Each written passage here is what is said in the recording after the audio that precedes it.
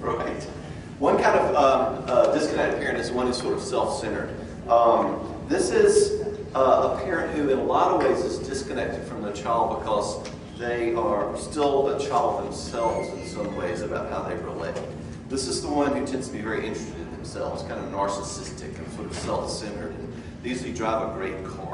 You can pick them out of the carpool line. Social life and status and their schedule and all that is a real focus for them. And if you visit their home, there's like no sign of children in this home.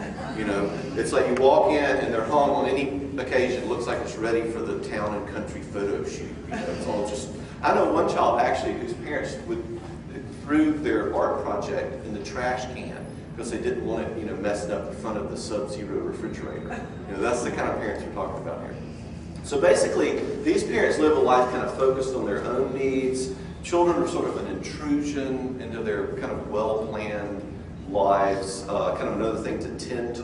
And they kind of send their child off to school, like off to camp, and you as the school or the teacher can feel like you're kind of on their own in regard to dealing with them. If you approach this kind of parent with a problem with their child, they'll respond to you with the sort of look of incredulity. They would respond to the lady at the cleaners if she asked, how should I get the spot out of this tie? It's sort of like, well, this is kind of your job, right? To figure this out, not mine. You're the teacher. I was interacting with a headmaster once about a parent like this who actually had the maid be the liaison between the family and the school. So you didn't really talk to the parents, but you talked to the staff. Now you can just dream about the sort of problems this creates in the child, but that's one kind of disconnected parent, the self-centered version. Another kind I call the just busy and working parent. And there's sort of two versions of that. There's kind of a legit version of this in the sense that take a family in which both parents are having to work. They're managing life. They both have to have jobs. They're paying, private school tuition, for heaven's sakes. They're trying to get along. Survival gets in the way of their actual time they can spend with the child. That's just a reality that we encounter. Parents who have limited resources in dealing with the problems with children. Or there's the more illegit version, and this is the parent who's constantly doing. We just have such a do-oriented culture, that everybody is constantly, doing Ole Miss ball games or hunting camp or junior league or Destin or supper club, and they're so activity that they don't really have time for child activities like playing ball or just hanging out or helping them with homework. Novel idea. Either way, in the busy working parent, you almost get a de facto latchkey child syndrome. In other words, the child doesn't have a lot of attending because the parents are so involved, legitimately or illegitimately. Now, with each of these, I want to sort of ask the next question, a description of the parent. The next question I want to ask is, how does this tend to affect the child? What sort of things do we see? Before I invite y'all's input on that, I want to give you a little grid. Anytime a child is affected emotionally, a model I like to use for understanding what can happen is that they can go one of two directions. Children, when they're struggling emotionally, tend to go either acting out or acting in, okay? And when they're dealing with something, I like to sort of use that as a grid for what direction is this child going. In other words, when a child is struggling, they'll tend to act out, be attention getters, be disruptive, be misbehaviors, getting in trouble. They're taking whatever they're struggling with and putting it out there, get it, act out. Or the act in version is they become kind of hurt or needy or withdrawn or shy, and you sort of see them push it inside, the more acting in version.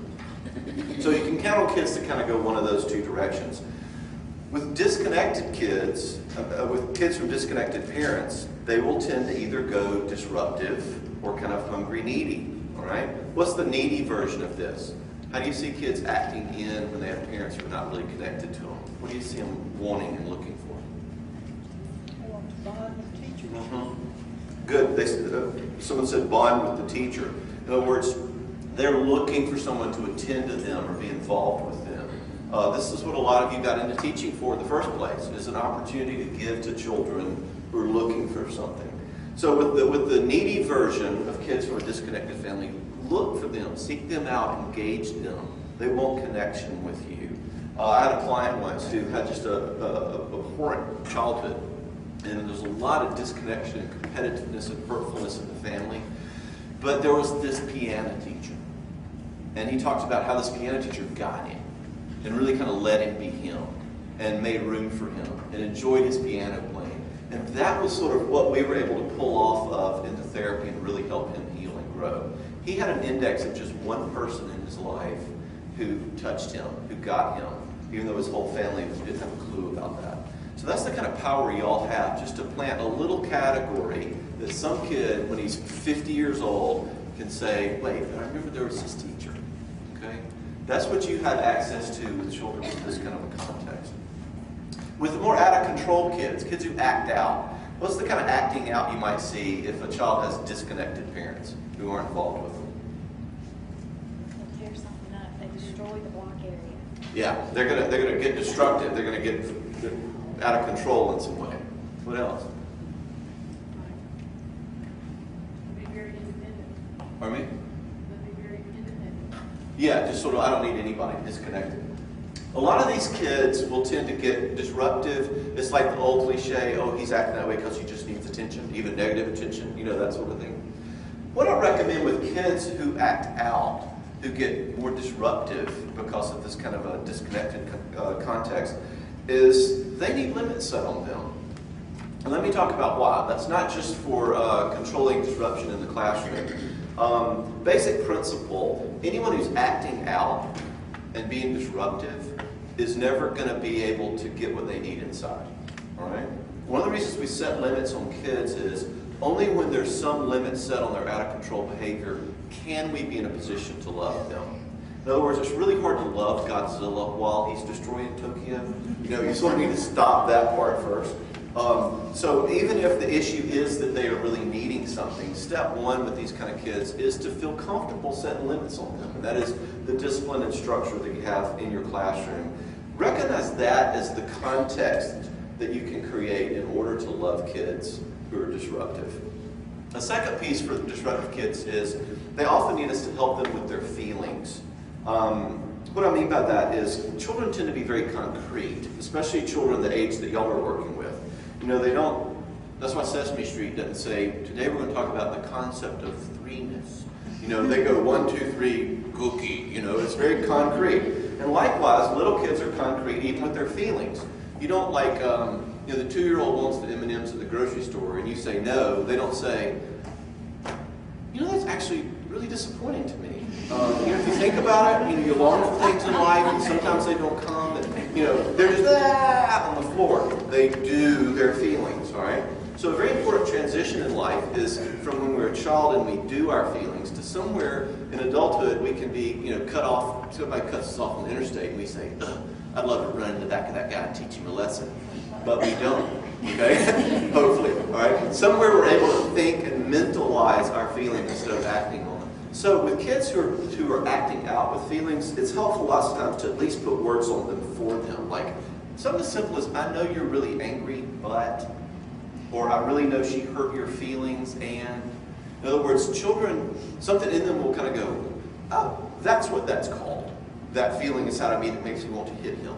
That's called I'm angry, okay? They actually need us to teach them that. Like they need us to say microphone, podium, pen. We need to say that yucky feeling that makes you want to hit somebody.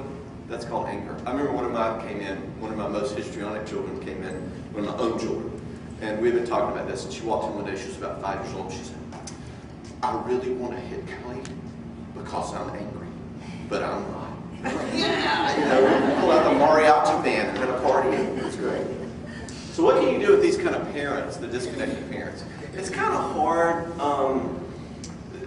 Dealing with parents always creates tension because they want you to be happy with them and you want them to be happy with you. I kind of take the position that y'all, it's important and permissible for y'all to be in the role of being a truth teller to the parents. And there's no guarantee they're going to like hearing it or like you saying it, but I think you are an invaluable professional.